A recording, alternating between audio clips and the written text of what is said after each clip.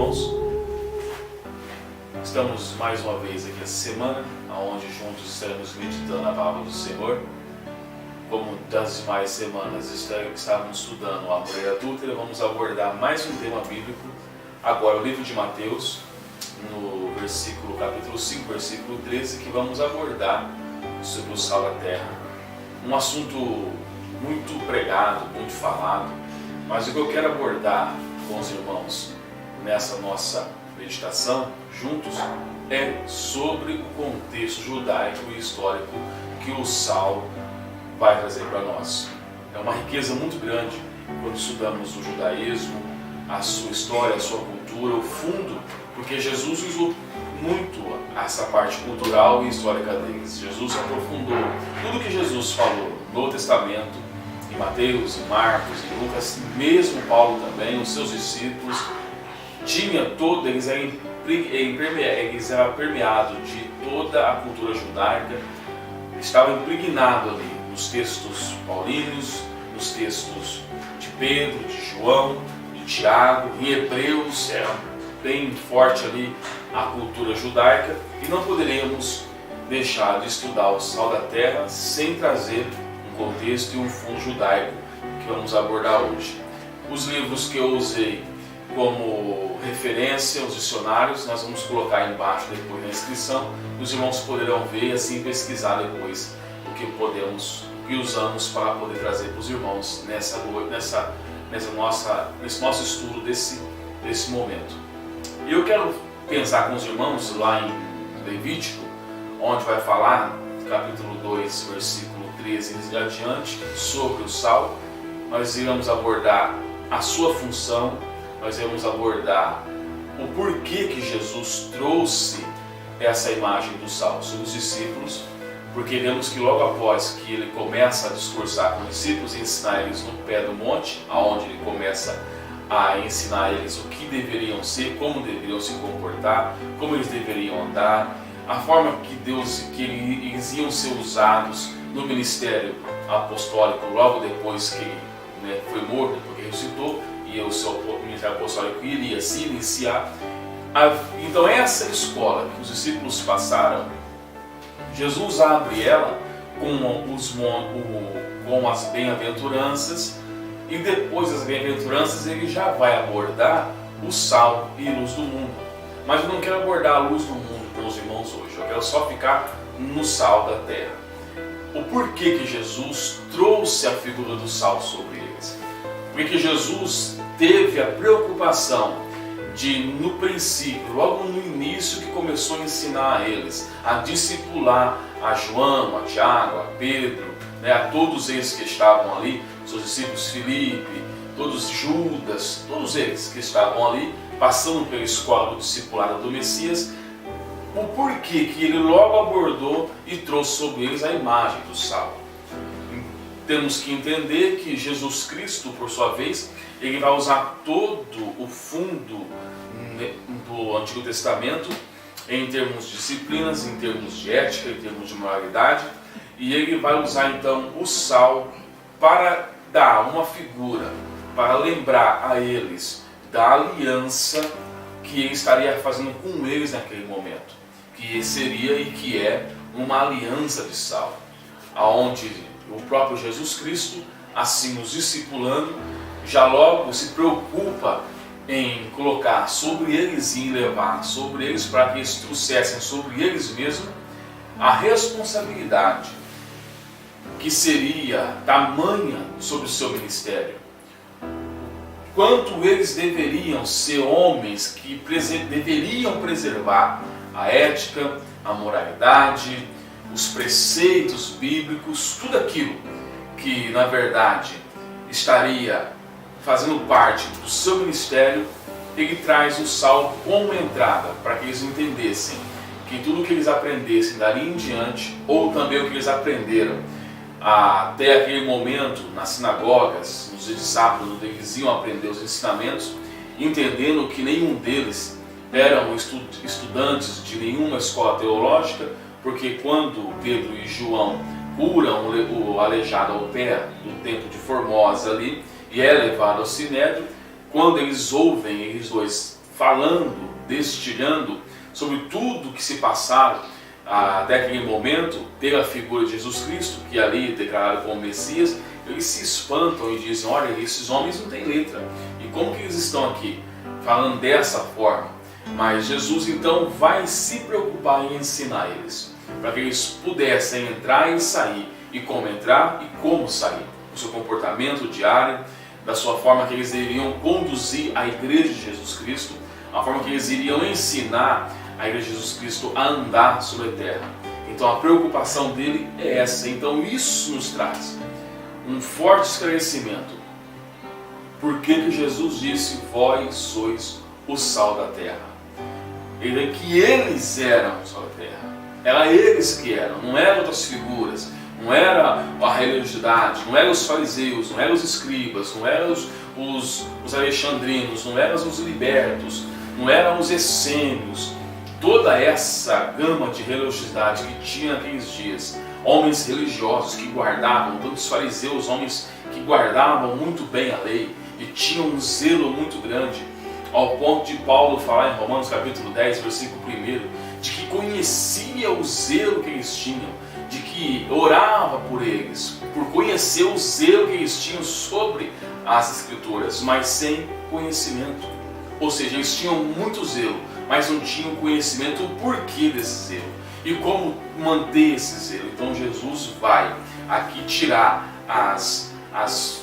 aquilo que ainda estava sendo formado entre eles, para que eles viessem ser homens de Deus, discípulos de Jesus Cristo, que ensinariam o povo a forma que deveria andar, como deveriam se comportar, numa geração totalmente tomada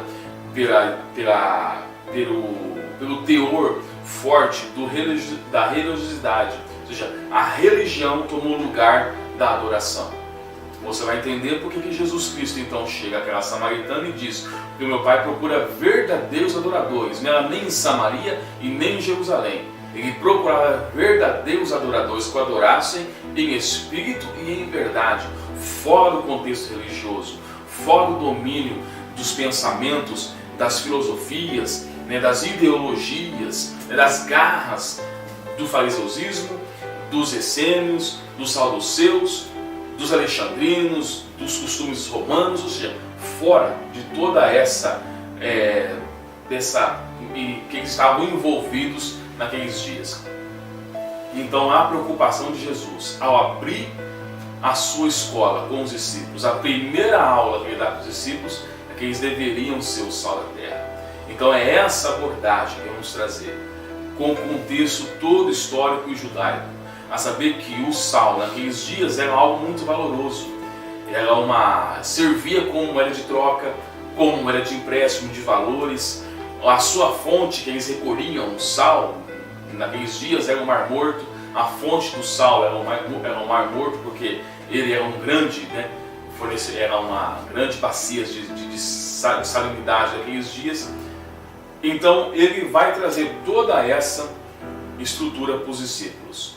E quando eu vejo isso aos nossos dias de hoje, já dando uma abordagem aqui, é que nós devemos nos preocupar então e entender o porquê que Jesus vai falar isso para eles. Compreender de uma forma verdadeira o porquê que Jesus fala isso aos discípulos. Já ouvi muitas mensagens, não desmerecendo de ninguém, quem foi que pregou, quem decidiu pregar, mas muitas mensagens são pregadas sobre o sal. Só que se perde muito tempo falando do que ele salva, o que ele não salva, se ele salga demais, salga de menos, que ele tem outro, que ele tem isso, e perdemos o que realmente Jesus está trazendo aqui, que foi feita uma aliança de sal. Porque os judeus, eles têm que Deus fez uma aliança com o sal. Qual aliança é essa?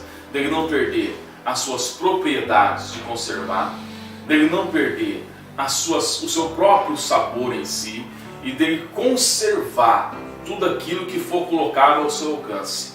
Então quando Jesus ele vai fazer essa abordagem dos discípulos, ele está dizendo claramente aos discípulos, uma forma clara, e que eles entenderam porque fazia parte do contexto deles. Para nós é um pouco complicado entender nessa situação, porque não faz parte da nossa cultura essa situação de sal, de vinho, de azeite, de maná, de pão. é um pouco fora da nossa cultura, então por isso temos que buscar. Então quando ele traz sobre os discípulos essa situação, ele quer dizer para os discípulos assim, que tudo que vocês aprenderem de hoje em diante, desse ponto para frente, vocês vão ter que conservar. Tudo que vocês aprenderem de hoje em diante, através dos meus ensinamentos, vocês vão ter que manter.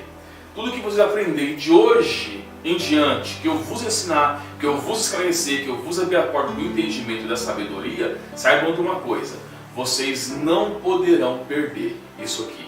E vocês vão ter que não só manter, conservar e não perder, como aqueles que chegarem até vocês ensinar também a manter e a permanecer na fé e nos ensinamentos morais, éticos da sociedade e da igreja. Queridos, vemos dias difíceis hoje, onde vemos que, na verdade, perdeu-se o apego, perdeu-se, assim, como eu posso dizer para que os irmãos entendam de uma forma mais clara, perdeu-se o interesse, na verdade, por manter uma ética e uma moral, tanto na família, como na sociedade, como na igreja. Os dias vão se banalizando, vão se misturando com o que está aí fora e começamos a achar que isso é normal. Isso é algo que não pode acontecer, que vamos ver no próximo estudo, que eu não quero entrar aqui agora já, quero deixar para o próximo estudo, mas nós vamos deixando com que nós perdemos essa natureza do sal, essa sua qualidade de manter, de conservar e começamos a potrificar. Começamos a perder, começamos a deteriorar aquilo que nos foi ensinado, aquilo que nos foi dado, que é a palavra de Deus. Ela é a base para uma família feliz, ela é a base para você se envolver na sociedade de uma forma abençoada, ela é a base para que uma igreja seja estruturada, alicerçada, guiada, direcionada ao céu, às bênçãos celestiais, às bênçãos materiais, às bênçãos da nossa casa, tudo está aqui na palavra de Deus. E nós não podemos perder, temos que conservar. É por isso a preocupação de Jesus em ensinar os discípulos a serem sal, a conservar aquilo que eles aprenderam, porque Israel foi perdendo com os tempos a sua qualidade de influenciar. Israel foi perdendo aquilo que Deus deu a eles, que era a capacidade de mudar tudo em seu redor, mas ao contrário, ela foi absorvendo tudo que estava em seu redor, ou seja, em vez de influenciar, eles eram influenciados. Vamos ver isso também. Nós temos que influenciar e não ser influenciado. O sal, ele não é influenciado, o sal influencia.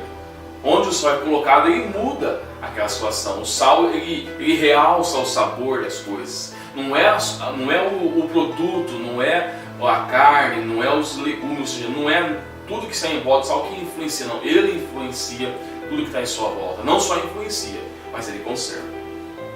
Então nós temos que influenciar e temos que conservar aquilo que aprendemos na palavra.